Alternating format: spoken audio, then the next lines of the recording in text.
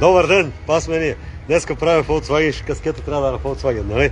Абсолютно. Така, сега малко пред история винаги, като всекога тъмън да се събере да ме повече наклона.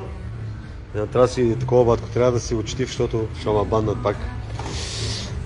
И така, Passat B5.5 1.9 TDI AVF май беше кода на мотора, 131 коня. Човека го кара, приклетва, прекръсва някакъв там на 3 цилиндъра, пуши бел. Студен само. Студен, той топъл пушеше, ама малко по-малко. И както и да е, всички се съмнява винаги от дюзите първо. Пратихме дюзите на стенд, дюзите перфектни. И викам, чакай да видим пред историята на колата, защото смърт без причина няма, нали така? Абсолютно, да. И... той е бил чупил турбо, служили са му турбо втора употреба, не е имало много масло, служили са му и така са получила работата. И викам тената това тук, виж как се е стукал, гледай, бръснарски каиш се опънал тук. И на това малкия му викам, дай замерим една компресия на това да видим, че втори цилиндър нещо не ме харесва.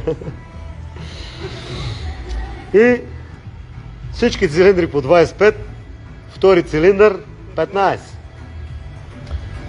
И диагнозата на Байван беше крива биела.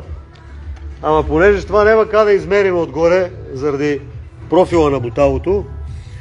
Заради профила на буталото, като сложиме дълбокомера тук и не мога да измериме точно. А това са малко. Аз дълбокомер ги мерим, батко.